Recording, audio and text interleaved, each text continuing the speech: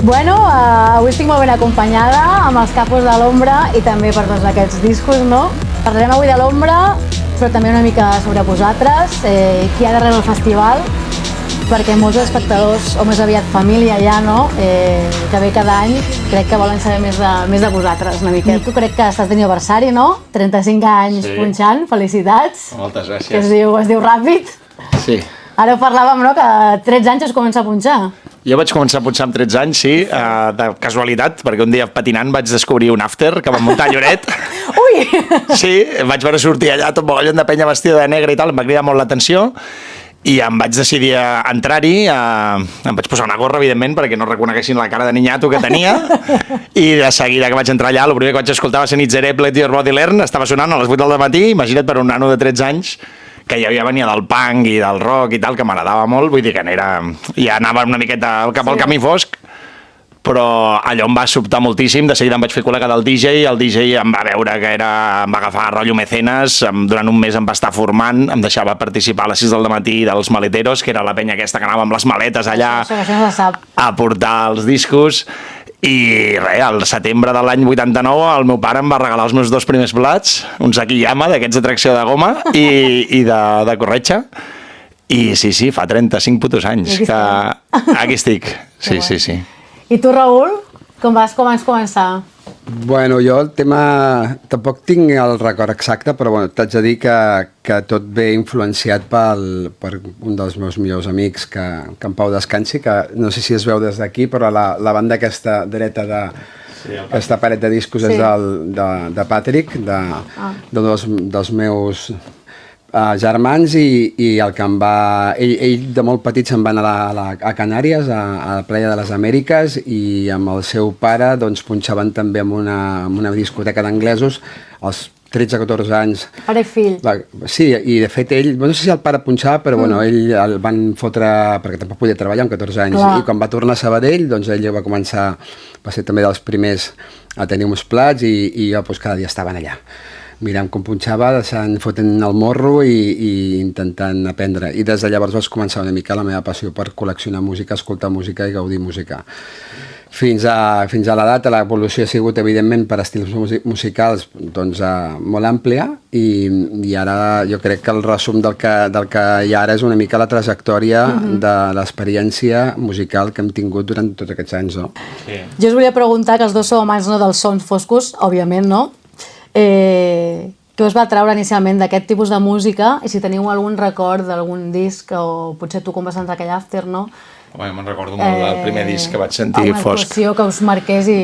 Bueno, jo aquell dia el tinc gravat a foc, el que he comentat abans, el del dia que vaig descobrir una sessió sencera de música fosca, però també me'n recordo moltíssim, per exemple, del primer dia que vaig sentir un disc que... A casa meva sempre havíem comprat discos i a mi m'agradava molt, ja de petit, anar els dissabtes al matí a la botiga de discos, només escoltar, per passejar-me a veure els discos, sempre els vinils, no sé per què, m'havien atret molt el rotllo fetitxe, no?, de l'objecte.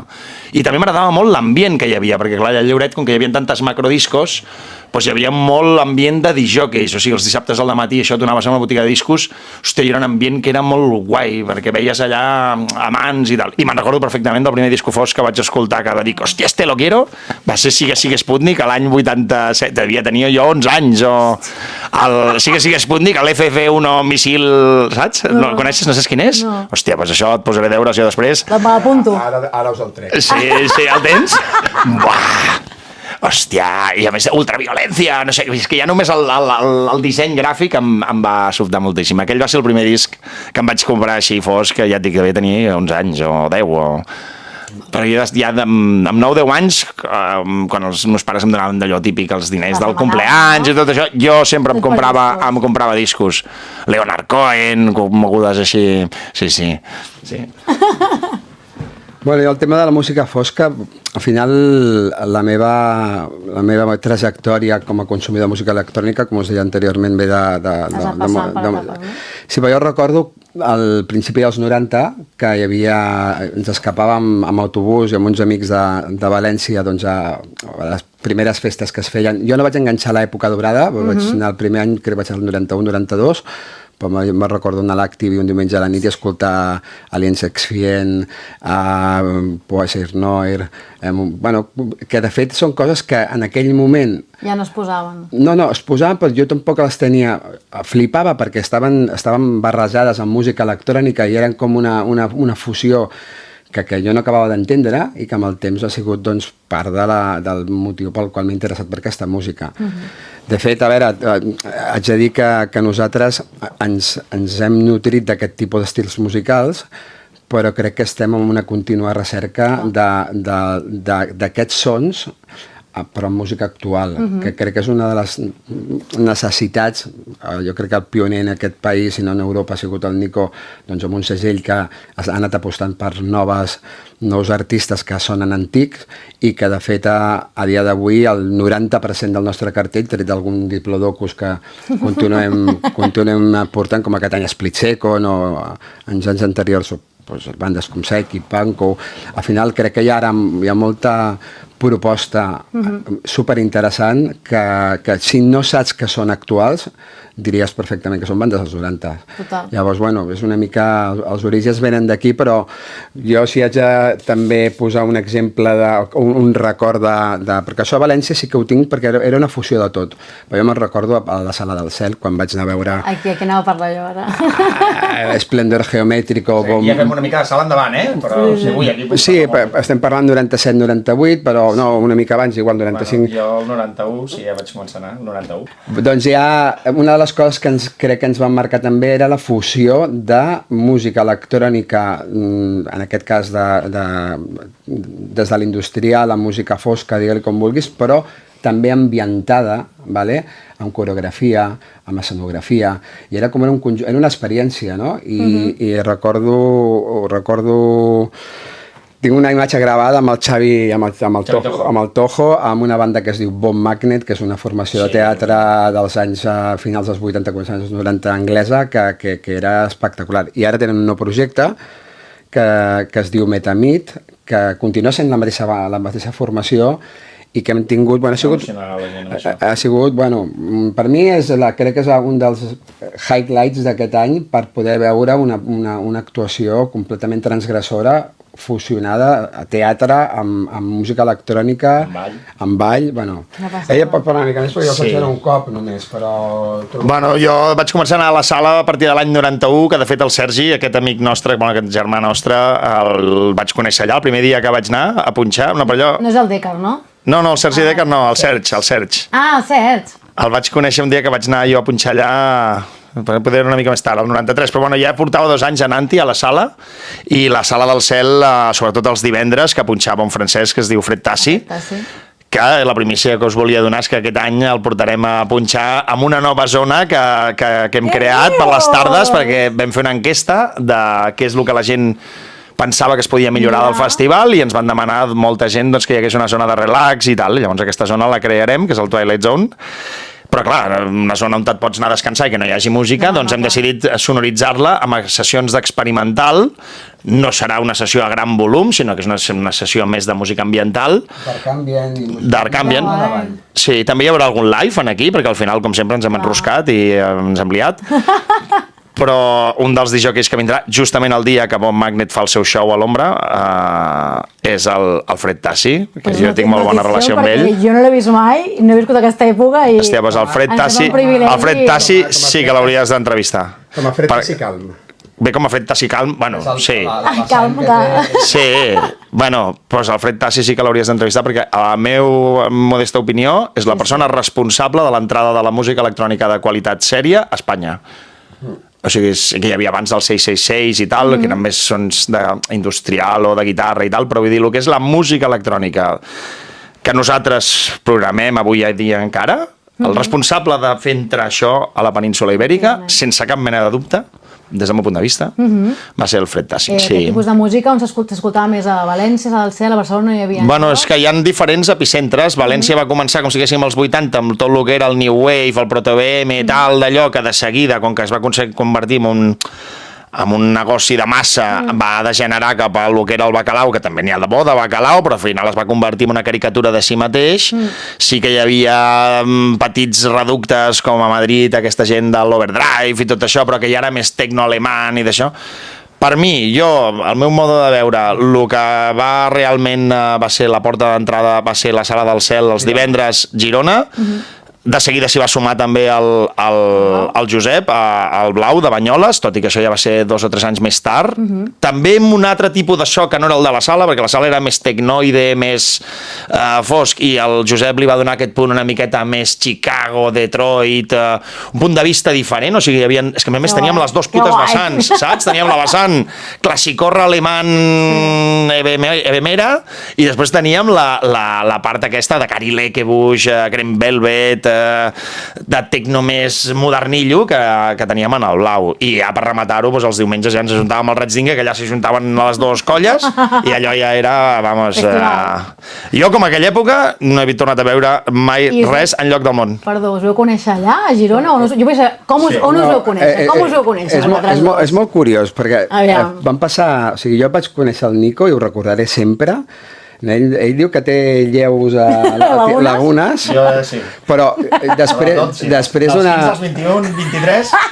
Després va ser, no sé si un Blau de Banyoles, crec que va ser el dia de Green Velvet, no recordo ben bé, però va ser una festa que es feia amb un after que vam muntar després amb una cala, no sé on, que es va muntar una caravana gegantina de cotxes que anava pel d'allò, i no sé què va passar, que un va caure per un barranc, i es van aturar els cotxes. Llavors la gent estava esperant fora, i hi havia un tio pujat al costat del que deia, com un tio allà, ajupit, saps, amb uns pantalons com militars i tal, i jo em vaig baixar, saps? I vaig pujar allà, que no ens coneixien ni pel Sergi, i vam començar a xerrar, que va ser tot just quan ell estava en el projecte de, no sé si havia engegat ja o estava a punt d'engegar el projecte d'Electrolution.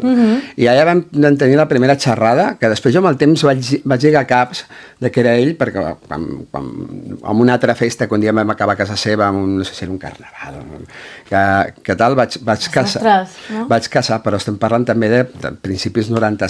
Jo no m'he retrobat amb el Nico, allò amb continuïtat fins al dia que ell es va casar amb la millor amiga de la meva dona, que va fer que ens retrobéssim i tinguéssim contacte més directe, que és on vaig conèixer jo més, perquè jo Oràculo n'havia sentit parlar, però n'havia entrat dintre. Té massa referències, el problema és que hi ha tanta música que ja la farem 10 anys, d'aquí 3 mesos. Va ser trobar-nos i fer match, no? Perquè al final tenim una passió conjunta que hem pogut, que jo crec que ens complementem molt bé a l'hora de poder cadascun té els seus propis projectes, però al final necessites també d'un punt d'anclatge. Evidentment aquí també afegiria el Sergi, que n'anigues aquí, però... Un saludo al Sergi, un saludo. Però bueno, al final és el grup d'amics que ens complementem un amb l'altre per poder fer realitat un projecte tan ambiciós a nivell de somni, no? Perquè no deixa de ser, nosaltres no som professionals del sector de la indústria de la música, ni ens dediquem hem après a base d'hòsties. Aquest senyor sí, perquè té un restaurant on feien events que es dedicaven a produir altre tipus de coses, però al final necessites de proveïdors i de contactes i de saber una mica de tècnica i tal, però bueno, per això també m'ha anat molt bé rodejar-me d'aquestes persones que a més són els meus amics i que fa realitat el poder fer un projecte com l'Ombra. Que afortunats, que sou, que bonic, no? Sí, la veritat és que sí. Jo volia parlar també Escena Vallès. Escena Vallès? Espuni, no? Bueno, hòstia, perquè aviam, a mi això m'interessa. Sí? Vas estar tu? No, clar, jo no som més petita, però jo soc de Sabadell. Clar, bueno, l'Espuni va ser, jo quan vaig tornar d'Eivissa, abans o després, hi havia una discoteca que es deia Piu, de Sabadell, sí. que estava més enfocada al house i festes de tarda de diumenge i tal, i el Miki, que era el propietari i programador, ja tenia... Ell era molt curiós i anava a comprar música a l'estranger, se'n anava a Londres, i el tio es va interessar per la música electrònica més orientada al techno i va crear unes festes que es deien Spunny Bar, divendres a la nit a Sabadell. I jo vaig engegar el projecte, bueno, ell va engegar el projecte, però jo era una mica el comodín de tot, perquè era relacions públiques, em dedicava a ajudar Juan Carlos a fer promoció, m'ajudava també a proposar i a triar part del cartell, i clar, aquí jo he viscut... Va ser la primera discoteca a Catalunya que va programar abans que el Nietzsche i abans que el... Que això vull que es digui. No, van ser els primers en portar... O sigui, la primera discoteca va portar a Lux Later, va ser la primera discoteca que van portar a DJ Rush. DJ Rush, sí? Sí. DJ Rush al Blau va estar a l'any 95, eh? Pot ser, pot ser, no, però d'americans et diré que... A Barcelona potser no, sí, però Cloud John... sí, americans d'aquests una mica més rarots. El Kenny Larkin l'havien portat, però també portaven coses americanes i després portaven artistes que també crec que formen part de l'evolució de la música electrònica des de la part del techno, però Gaetanos Parisios, Electric Indigos... O sigui, jo allà hem amat autèntiques... I fins i tot me recordo que això ho hem intentat, igual no sé si ho puc dir-ho aquí, però jo he intentat proposar fer per mi amb els dos disjòqueis més rellevants de l'escena electrònica internacional espanyols, que són en Ángel Molina i l'Òscar Molero. Jo me'n recordo, crec que era un projecte de Levis que sponsoritzava aquest tipus d'actuacions, que era un back-to-back de 4 plats. Sí, el de Levis, de la gira que vam. I bueno, allò era... I Sabadell, que és un cau que no anava ningú, feia que cada divendres vingués gent d'arreu de Catalunya i després gent de Saragossa i gent de Madrid, perquè la proposta de música electrònica era super vanguardista. Bueno, parlem ara d'Electroil·lusió. Vale. Com vas obrir això, no? Va ser un punt de referència en aquell moment, no? Sí, com vaig obrir això? Doncs mira, això va ser a l'any 95, cansat d'anar a botigues. L'única botiga que trobava 20 o 25 discos per comprar era el Verdes, el Javi Verdes, a Barcelona. Però després el resto de botigues, Plàstico, és que no hi havia... I a Lloret també em tenia que fotre, jo què sé, 10 cubetes per trobar 3 discos.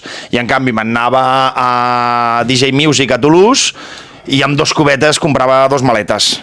I deia, tio, hòstia, això és un problema de que aquí aquesta gent no saben comprar a Espanya els discos.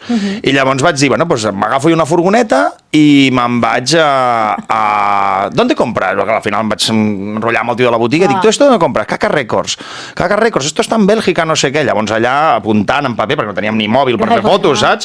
Adreces, faxos, mirant els faxos que li anaven entrant, perquè abans les distribuïdores... Doncs jo anava allà, apuntava, no sé què, USA Import, Brussel·les... Vale, tal. Bueno, la qüestió que com vaig tenir 6 o 7 detalls de gent, vaig agafar un dia una furgoneta amb un col·lega que tenia carnet, però jo no tenia ni carnet, jo tenia 17 anys recient complerts. Vam agafar 1.000.000 de pessetes i ens en vam anar a fer la volta per Europa i vam tornar amb una camioneta plena de discos. Quan vaig arribar aquí vaig trucar a tots els col·legues per telèfon normal, no per mòbil, o sigui, com es feien abans les coses. Oye, que m'he traído tal, no sé què. Els vaig juntar tots allà al garatge i el milió de pessetes aquell el vaig convertir en 3 milions, així, en una tarda.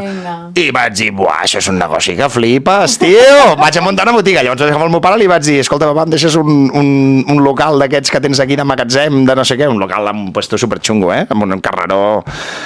I em va dir, però què vols fer? I dic, vull muntar una empresa. Tu vols muntar una empresa amb 17 anys? Però si ets un nen. I dic, que sí. I em diu, bueno, jo t'ho deixo, tal. I vaig obrir i va tenir un èxit bestial durant 3 anys. Vam estar portant segells que aquí a Espanya jo crec que vam ser jo no els havia vist a cap altra botiga, no sé, Red Planets, Underground Resistance, RS, però els raros, Important Records, Hard House, IQ, Dance Opera, bueno, sí, és que te'n podria dir 50 milions de trillons. I va tenir un èxit tremendo. Llavors vam descobrir també el Clubwear en aquell moment. Sí, avui en dia no hi ha tant això, l'estètica és més de colors i tal, però la gent va més per lliure, però en aquell moment del boom del techno, els 94, 95, 96, van sortir una sèrie de marques de roba de club. Vale? I això es venia però com a xurros, no t'ho pots imaginar. Pose, Daniel Pool, WLT Walter, Fornarina, la marca aquesta que després ha sigut de Tejanos al començament, Aku Weather, Stride.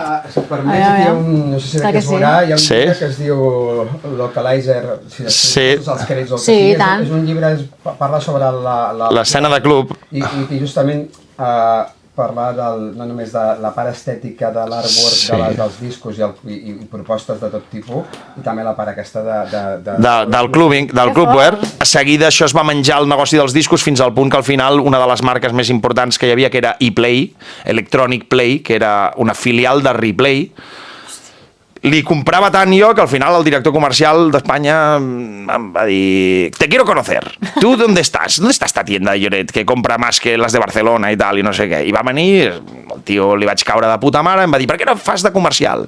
Vaig sortir a vendre, vaig vendre més que tots els altres comercials d'Espanya junts i amb 19 anys em vaig convertir en director comercial d'ePlay d'Espanya, Andorra, Portugal. I allà vaig començar ja una carrera de director comercial en marques de roba, cada vegada més amunt, fins a acabar en el món del megaluxe, i fins que un dia em vaig cansar de la moda i llavors vaig obrir un restaurant en paral·lel al segell discogràfic amb la meva dona, en Pau Descansi. Aquí ho entra jo. Quina era l'essència que volíeu transmetre amb aquest segell? Va sortir, de fet, per accident, perquè nosaltres, jo ja feia música de feia anys, però ella em va animar a completar un àlbum, agafar-m'ho més seriosament, i ho feia més com a hobby, no? Igual que punxava i tal, doncs feien tema, ja el tenia allà.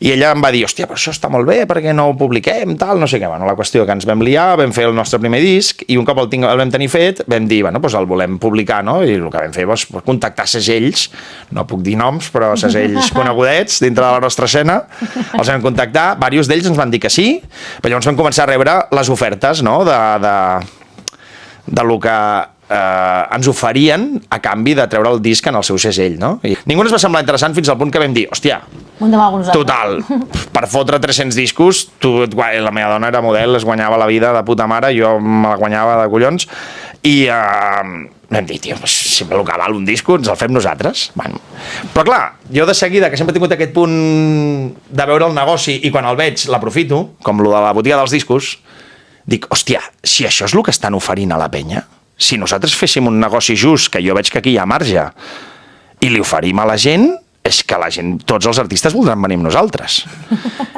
I li vaig dir: mira, a part de fer el nostre, què et sembla si en fem 3 més? Saps? Per començar. Mira, allò per provar, saps? I em va costar una miqueta perquè la meva dona era més pausadeta i tal, però va dir: bueno, doncs va, fem-ho. I collons, em va dir que sí a Gensai Grinder, em va dir que sí Identity Theft de Califòrnia, els 3 primers que li vaig enviar, els 3 em van dir que sí, perquè nosaltres tenim un sistema molt just on ens repartim els guanys a 50-50 amb els artistes. I bueno, i a partir d'allà doncs, el segell ja va anar creixent, vam tenir també molta sort, perquè en el següent batch vam descobrir Boy Harsher, vam descobrir Hologram, vam descobrir artistes que després han sigut molt importants i que en el moment de llançament d'un segell, hòstia, tenia aquests super highlights, doncs clar, és un conjunt de sort i d'accidents. I des de llavors no ha canviat el sistema aquest de treure de 4 en 4. O de 5 en 5, o de 6 en 6. Bueno, fa un moment... Aquest és el problema, no? Fa un moment estaves ensenyant, no? Que a vegades no tens... 5 ara aquesta setmana. No tens capacitat de digerir tot el que hi ha, però clar, al final, l'interessant del segell... Sí, ho sé. Bueno, primer que vas fer 4 a l'entrada i després ja has agafat l'embrancida. Però és superinteressant perquè al final és un segell que...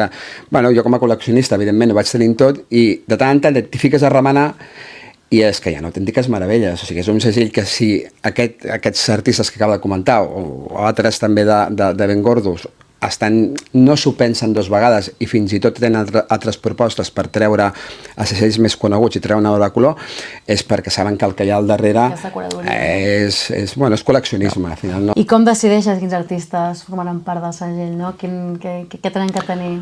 Aviam, al començament era més el que jo escoltava i que no estava en vinil, no? Doncs, per exemple, Boy Harsher o això va ser perquè vaig escoltar... Jo sempre estic allà amb uns canals d'Estats Units. Per mi la meva font d'inspiració màxima és Estats Units, també a Europa, però als Estats Units és més. I llavors sempre estic mirant determinades sales de concert, que és el que programen, a la que veig un nom nou, em foto allà, soc un mega digger, saps? I llavors era més un treball de recerca meu. Ara haig de dir que des de fa ja 3 o 4 anys és que no em fa falta fer digger. Ja depèn de tu, no? Sí, no em fa falta fer de digger perquè hi ha la gent de l'escena una miqueta tal, potser ho envien a més segells, però un dels segells que ho envien és el nostre. I sí que a vegades alguna recomanació del Raül o alguna recomanació d'algun amic, que també m'arriben propostes superguais a través de gent que ho ha descobert i em diu, hòstia, escolta't això, que això interessa. Però bàsicament avui en dia el 90% és material que m'arriba ja dels artistes directament que me'l proposen en format de demo. Raül, volíeu parlar una miqueta del teu recorregut també, no només com a DJ, sinó també com a programador, no? Que crec que és molt important, la feina que has fet. Com vas començar? Ja crec que a l'Espuny ja començaves, no? M'has dit una mica. Sí, bueno, jo el que feia era recomanar doncs, a artistes que jo havia escoltat o que tenia cassets que em venien o que jo tenia guardades i que al final anava proposant. La part de programador, a veure, nosaltres no recordo l'any, però amb un bon amic que encara continua al pie del canyón i programant les seves coses a Sant Guim, vam crear una... El Guim Lebowski? Sí. Amb el Guim vam crear la plataforma Soundworks, que era una plataforma d'ajuda i donar cabuda a tota l'escena principalment local. En aquella època hi havia el que era el net label, no?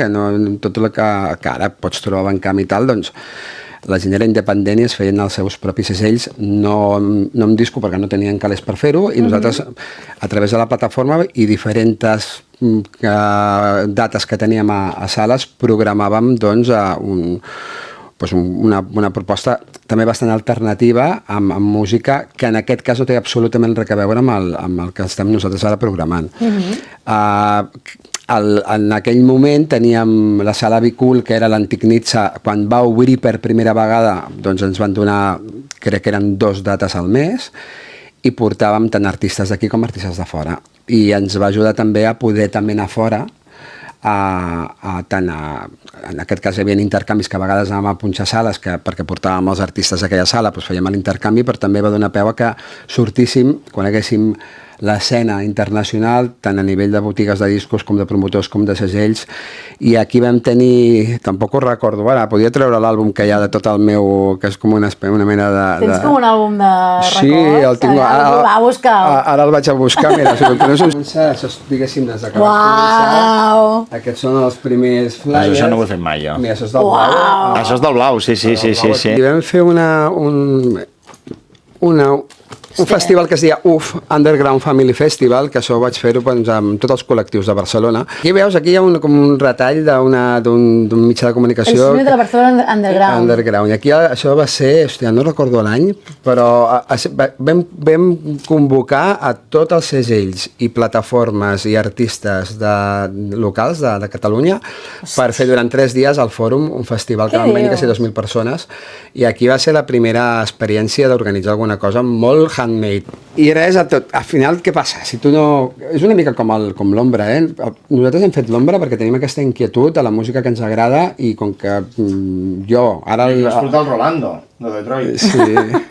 Tenim aquesta inquietud d'anar a veure coses que no trobem i te'n tens que anar a prendre pel cul. Ens hem anat a Sant Petersburg, a Lituània, hem anat a Japó, a República Txeca, al final vas a buscar aquells, ja no només la proposta musical, sinó també l'entorn i l'experiència, no, que dieu sempre, que per poder viure allò que t'agrada en un lloc concret. I el no trobar-ho cada vegada costa més, i evidentment aquí, no només a nivell local, sinó a nivell nacional, almenys nosaltres no ho hem trobat, doncs igual que fèiem quan programàvem, que ho fèiem per tenir l'oportunitat d'escoltar aquells artistes que ens agradaven a nosaltres, i com que ningú ho feia, fèiem una proposta doncs a les sales ens deixaven 1 o 2 dates, funcionava i ens donaven continuïtat.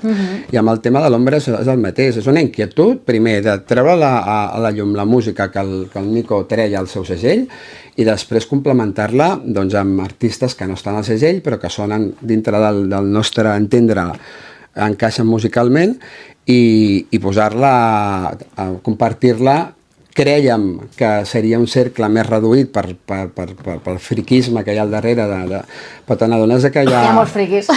Hi ha un nicho d'aquests estils musicals que a la gent li agrada, i llavors aquí li hem donat el clic de no només programar-ho en una sala que ens permeti portar els artistes, sinó intentar recordar o replicar el que vèiem a la sala de Cel, o el que vèiem quan ens anem al mig d'un bosc a Lituània, però a Barcelona, amb una estètica i amb un lloc que sigui diferent perquè la gent quan vingui doncs tingui aquesta sensació que es creï això, no? Jo al final sí que I posar Barcelona al mapa mundial com a capital de collons, de l'escena underground. També crear aquest sentiment també de comunitat, no? Que és important. Això també és molt important. També com molt importància a l'escena local. Sí, a nosaltres això és el que més, ara parlant seriosament, el que més orgull ens genera és aquesta involucració per part d'una família, perquè és que ja no és un públic. Jo crec que en aquest aspecte, al final, jo recordo quan començava, doncs,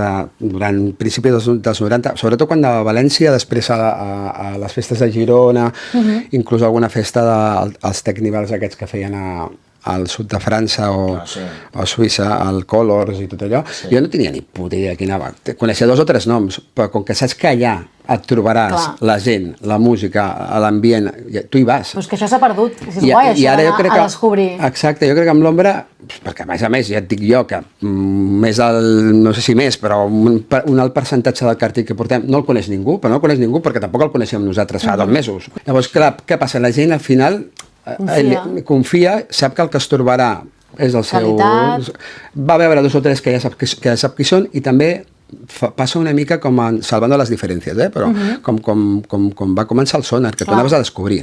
Anaves allà i dius, hòstia, me'n vaig al Sonar de dia, al CCCB, i dius, hòstia, i allí que... És que és cultural, no? Me'n recordo allà, ja vaig descobrir, jo què sé, Pantitec o el segell aquell del noruego aquest que va morir al Shaco Recordings, ja no recordo com es diu, Mica Baini, o coses així que jo no havia escoltat mai, que a partir d'aquí t'interesses. I amb l'Ombra crec que passa una mica igual. Sobretot amb el públic que és més jove, que no està tan... Clar, jo no ho he viscut. Clar, i van allà i de cop i volta, hòstia, llavors ja crees, a part aquell vincle que saps que la gent la tens, aquesta gent quan torni a programa jo vull anar perquè m'ho passaré bé, però també crees un interès de buscar... Això és important, això és important perquè ara que parlàvem d'això de que fem volta, clar, nosaltres anem a molts festivals que teòricament sobre paper són semblants a Ombra, però en realitat jo t'haig de dir que semblant a Ombra n'hi ha algun als Estats Units i tal, però jo aquí a Europa no, et diria que no hi és menys el Grauzone. Que el Grauzone també és una miqueta més orientat a la banda rock i tal. Per què t'ho dic això? Perquè els festivals de música fosca normalment estan orientats justament a reviure aquella època passada de 80s, 90s. Llavors nosaltres amb això sí que ho tenim claríssim. Nosaltres apostem per la regeneració. Com deia el Raül, sí que portem potser 1 o 2 dinosaures, però sempre tenim l'ull ficat en lo nou. En lo nou, que és el que et connecta amb el públic nou. A més, ara estem en un moment de transició musical després de 3 generacions de repetició de loops, d'estils. Clar, què ha passat? La música electrònica s'ha fet madura i el problema quin és? Que ara un nano de 25 anys que està fent música electrònica ja no està influenciat per la gent de Detroit o per la gent del Green Velvet. És que no saben ni qui són. Clar. Saps? O sigui, és que no saben ni qui són. Però en canvi han sentit àcid, han sentit trance, però no tenen aquells dogmes de, per exemple, si nosaltres ens posàvem a fer música, com que teníem uns referents, tu vols sonar amb allò, no? I tens un dogma allà que al final, sense voler-ho, fas servir unes estructures pop que et porten a un determinat resultat que tu tens idealitzat. Jo crec que ara mateix és la primera vegada que després de 3 loops d'àcid, 3 loops d'EBM, 3 loops d'electro, de moda em refereixo, de pujada i baixada d'un estil, no? Estem en el moment de la mutació i jo crec que ara començaran a sortir subestils mutats que fins ara no s'han vist mai. I a Ombra nosaltres els volem donar a conèixer i de fet, quan ho hem fet fins ara, amb aquestes primeres volades que hem anat portant i tal, però per exemple l'any passat vam tancar amb Spike Hellis. Spike Hellis a la gent li va flipar i Spike Hellis no té res a veure amb l'escena Sala del Cel o l'escena Blau, o sigui, és antidogma Spike Hellis, seria com un proto-BM industrial, brickbeat, hip-hop doncs aquest és el futur de la música i nosaltres a Ombra el que tenim claríssim és que no ens volem quedar anclats en el passat, sempre li rendirem el tribut que mereix, tindrà la seva presència, però sempre serà minoritària en favor de lo que és la música del futur. A nosaltres el que ens interessa és el futur. Com va néixer Ombra? A veure, jo vull saber... És culpa d'ell. El moment en què vau dir, anem a fer això. Explica-ho tu, tio. Recordeu el moment exacte on estàveu? Aviam, no, ja me'n recordo perfectament. Aquest no em parava de trucar, com que jo t'ho estava explicant abans, que ell és programador, tal, no sé què. Escolta, Nico, tio, tu tens que fer una festa d'Oráculo Records a Barcelona perquè és que la patem, que no sé què, que no sé què. Dic, Raül, tio, que jo tinc el restaurant, que tinc que tinc 3 nens, que, tio, que jo no dono la... Sí, ja tenia el nen, bueno, no sé si tenia el tercer nen, bueno, però vull dir que anava de puto cul. I ell, és que és molt pesat quan vol alguna cosa, és un cap quadrat, però una cosa que no t'ho pots imaginar, el tio més pesat, però que al final t'enreda, saps? I un dia li dic, va, tio, hòstia, calla, va, doncs vinga, fem-ho. I em diu, va, doncs vinga aquí a Lloret i tal, i no sé què, que no teníem nom, no teníem res. I jo li deia, però a veure, què vols que posem? Oràculo Party, no sé què. I em diu, no, clar, hem de crear un nom. Com era? El pòster és aquí. Obscura Europa. No, clar, però no, perquè jo acabava de treure un disco que era Obscura Europa. Sí, aquell és el pòster del primer. I, clar, i llavors va venir i li dic, aviam, Raül, clar, la moguda quina és? Què vols que portem? Portem bandes d'Oràculo, però clar, les bandes d'Oràculo són cares, a més són de fora, no sé, podem portar de França Voxlow, que en aquell moment acabàvem de fer una cosa amb ells, d'Alemanya Lazanias, acabàvem de treure el We Are Not Brothers, que és el 34 o el 35, és que t'estic parlant, això va ser el 2016 o el 2017, fa anys. I llavors diu, bueno, doncs va, som-hi, anem a fer-ho. I llavors un dia ens vam quedar allà a casa, vam trucar totes les bandes, els vam escriure, vam aconseguir muntar aquell mini setup de line-up d'un sol dia, un esdeveniment de club, o sigui, obria a les 12 de la nit i tancar a les 5. Obrir a les 10, però era una sessió de club una mica més llarga. Una sessió de club una mica més llarga. Amb l'híbrid, el concepte sí que el tenia clar, que era programa música electrònica amb bandes, que era que havíem viscut nosaltres en el passat, perquè no podíem conviure un set de discos en directe o amb una actuació d'una banda, no? Sí. I que estigués integrat. Sí. Que tingués un sentit. No acaba un concert, s'aplaude sí.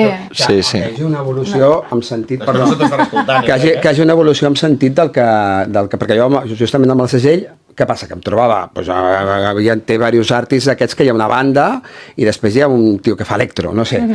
I clar, el fet de que jo tingués jo podia en un moment donat, per la meva humil experiència de conèixer grups, bandes, músics i tal, però creia convenient, perquè m'agradava el que sortia en el segell, de fer-ho amb algú que fos també un punt d'anclatge en el sentit de tot.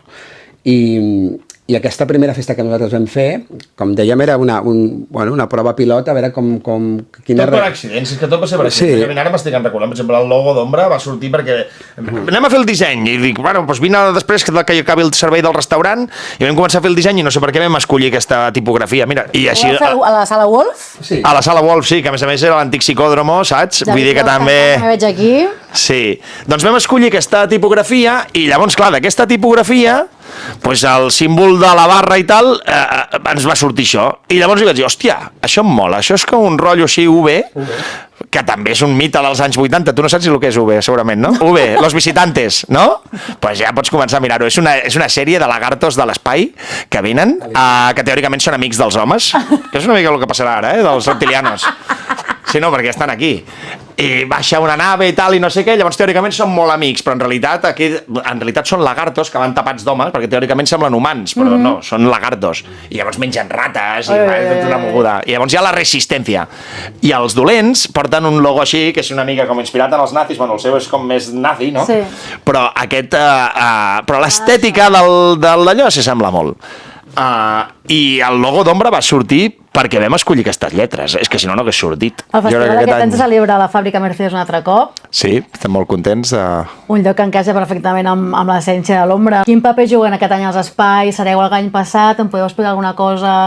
Bueno, aquí això sí que ens hauria d'explicar el Sergi, que és el nostre director artístic, és un tio amb una sensibilitat i un gust extraordinaris, i nosaltres, tant el Raül com jo, tenim confiança plena amb ell, i és ell el que decideix. Vale. I en principi afegirem un espai més, no? Afegirem un espai més, però que tampoc vull desvetllar el contingut ni com serà, però sí que el que puc dir, que m'interessa explicar, perquè l'any passat segurament no va ser culpa nostra que no vam saber bé comunicar, perquè després va haver-hi gent que li va sobtar que tinguéssim 3 escenaris, o que inclús quan vam fer l'enquesta es van queixar de la pressió que els hi suposava un estrès. Enquesta constructiva, Sí, nosaltres vam fer una enquesta per dir... Està superbé que tingueu aquesta cosa. I de fet aquest any ho tornarem a fer, pensem que és fonamental. Totalment. A nosaltres com a usuaris quan anem a un puesto ens encanta que ens demanin l'opinió i collons, si es pot portar a terme, doncs que menys, no? Que satisfer els teus usuaris. Doncs ens van dir que els estressava molt que hi hagués 3 escenaris en lloc de 2, perquè clar, anaven amunt, els agradava i ja no se perdien no sé què. Bueno, nosaltres això no ho vam saber explicar bé, nosaltres el Mega Breaks el vam programar l'any passat, aquest tercer escenari de sessions de DJ, primer de tot, perquè Ombra i Operator és un espai de lives, o sigui, trobareu 4 DJ sets en tot el cap de setmana, o sigui, són tot concerts, i de tant en tant, quan portes allà 12 hores o 10 hores en un puesto, a lo millor et ve de gust deixar de veure un live, que un live al final no, sí que balles i tal, però estàs com molt per lo que estàs veient, saps? No és com un DJ set, que pots estar xerrant o amb la teva parella, o és un altre concepte, no? Doncs vam decidir fer això primer de tot per oferir aquest espai de descompressió, que és un lloc de DJ sets, però també per donar cabuda i donar trampolí a una sèrie d'artistes que al nostre entendre són brutals, bàsicament locals, que són boníssims, que per la vessant mundial que té Ombra, que ja no és ni local ni nacional, sinó que és mundial, doncs molt difícilment tindrien lloc en el nostre line-up. Primer de tot perquè no hi ha DJs, o n'hi ha 4, i segona, doncs perquè si tens que portar DJs de talla mundial, doncs hi ha tota una sèrie de DJs que són no suficientment coneguts com per poder. I d'aquí va sortir el Mega Breaks. Llavors aquest any el Mega Breaks es continuarà, però serà la porta d'entrada als concerts. O sigui, és a dir, pels matins tindrem el Mega Breaks, que guai, amb tota una sèrie de disjòqueis al·lucinants, alguns també demanats i reclamats en l'enquesta, com «Queremos volver a ver esto». Ostres. Bueno, pues no te preocupes que nosotros te lo traemos. I en el moment que obrim els concerts es tanca el Mega Breaks, val? Convivo en una hora. Quan vam tenir la reunió final i vam veure aquesta enquesta, vam dir, hòstia, pues mira, no hay mal que por bien no venga, perquè la gent això no li ha agradat, anem a solucionar-ho, però és que a més matarem 2 pàjaros d'un tiro, no? 2 ocells d'un tiro, un tret, ben dit. 2 ocells d'un tret. Sí, perquè a nosaltres ens toca molt els collons donar-li la primera hora a qui sigui. Per què? Perquè la primera hora d'un concert la gent arriba freda, abres la porta a les 4 de la tarda, que si ponme una birra, que si no sé què, ai, que no sé què, foto, no sé quantos, tal, ha passat mig concert i veus allà un artista de la hòstia, que clar, al final és que el line-up, o sigui, l'hem de fer, i vull dir, hi ha tota una sèrie que va d'allò i al final queden els slots que queden i a algú li tens que donar el primer concert. I clar, l'obrellaunes, com si diguéssim, el primer concert, hòstia, moltes vegades pues no hi ha el caliu que l'artista mereix i que li hauríem de donar, no? Llavors, el Mega Breaks matutí, no? Ens va de puta mare, perquè clar, la gent després de 4 hores de sessionar a cas de DJ, hòstia, aniran al primer concert que se'l menjaran a l'artista, m'entens?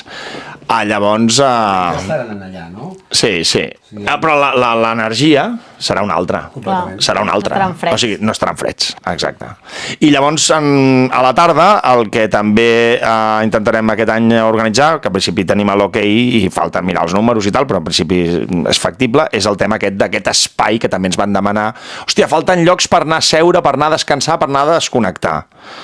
Bueno, doncs hem creat aquest espai, el Twilight Zone, que és un espai... Superinteressant, sí, molt guai. De relax, on hi haurà una música que fins ara no hem programat mai a Ombra, menys en determinades instal·lacions d'art, que és la música experimental, que a nosaltres ens encanta, a mi em flipa la música experimental. De fet, és el que escolto més. I aquestes són les novetats una miqueta dels espais. Em sembla superinteressant que cada any us reinventeu i sempre busqueu noves propostes, nous estils, que entren dintre de l'essència, no? Però això sempre viene cap al futur. Em sembla, bueno, no sé, moltes ganes de que arribi ja. Com deia el Nico, que tenim en compte les, no queixes, sinó per recomanacions de la gent que ha vingut. També som conscients algunes que no hem tingut potser la cura o el nostre entendre el detall d'oferir aquest mínim de qualitat que requereix el públic que ens va visitar. Aquest any s'ha tingut en compte, s'ha tingut de retallar de partides per millorar. L'altre dia vam tenir una visita presencial a l'espai, justament. Els lavabos que els doblarem, hi haurà un 40% més de lavabos, a més els elevarem amb tarimes de plàstic perquè no es generin xarcos quan netegen. També volem instal·lar una cosa, aquest any segurament instal·larem un sistema de recomanació d'una utilització educada dels espais públics que després ha d'utilitzar una altra persona. i estem pensant en fer una cosa que pot ser molt divertida, no la puc avançar. No, aquesta no la puc avançar, però aquesta si l'aconseguim fer, et garantitzo que serà de les més repostejades a les xarxes. Per qui s'estigui organitzant, la idea és que nosaltres tenim, com cada any el dijous que fem l'opening, que aquest any no serà la Mercedes, hem buscat una altra localització per donar contingut des de primera hora amb tema més didàctic, xerrades, workshops, superinteressant. Aquest any recomano que si la gent pot venir no és vengo a traer a un tío que me habla d'un llibre, que també, però coses crec d'interès del nostre tipus de públic, no? I acabant amb dos càpsules de contingut superinteressants que crec que complementa perfectament el festival. Per què no fer-ho a la Mercedes? És per un tema de pressupost. Al final nosaltres un dia més de producció amb un macro espai com és la Mercedes, no només a nivell de producció, sinó a nivell de seguretat, tècnica... L'any passat ho vam fer, com que era el 5è aniversari, vam obsequiar-ho, Exacte. No vam repercutir ni €1 en el preu de l'entrada. Però bueno, tindrem aquests 4 dies, serà divendres, dissabte, diumenge a la Mercedes i tenim un dia d'opening que serà molt a prop d'on està ara mateix la Mercedes i amb una proposta super mega interessant. Jo, de fet, aquest cap de setmana he estat a Berlín, he anat a veure part d'aquesta proposta en directe amb una... Això s'ha anunciat de xarxes, Sí, està, això. Doncs ja està. I ara... estava fora.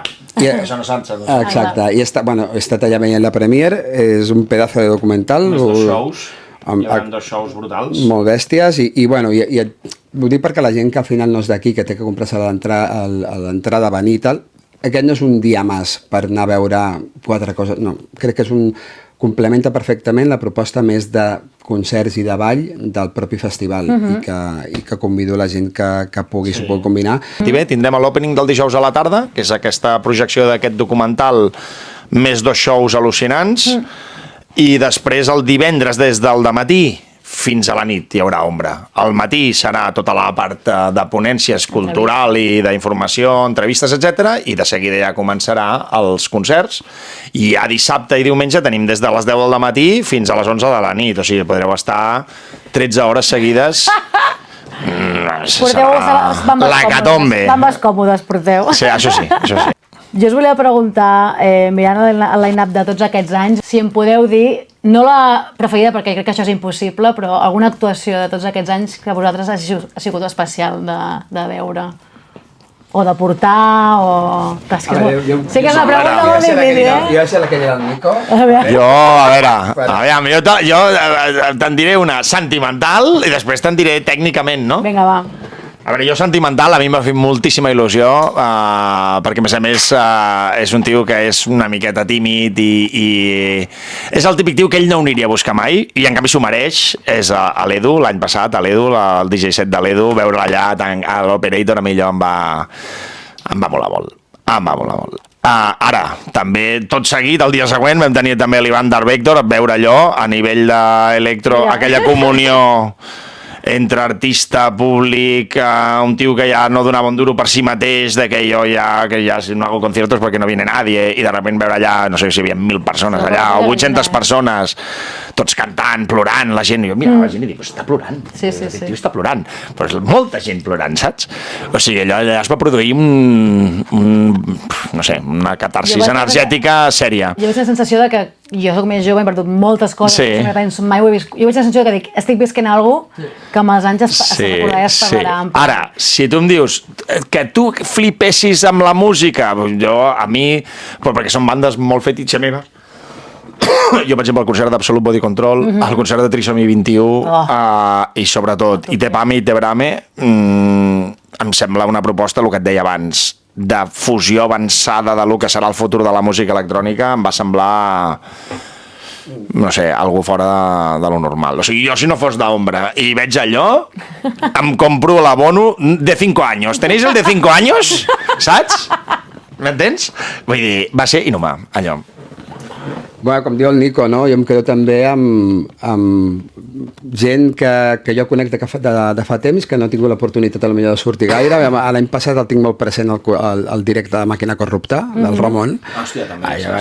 La penya va flipar, no sabia qui era aquest nano, qui és aquest tio, no? I és inclassificable la música que fa, va ser el Mega Breaks, Dureta...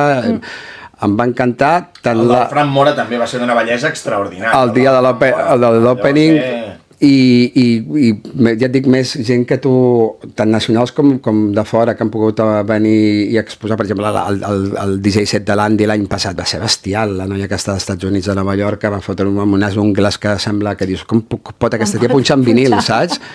I va ser al·lucinant. Els discos, per això, Sí. Però bueno, de concerts així mítics, a mi... Este és d'Andy. Sí. Tots ratllats. Tot ratllat.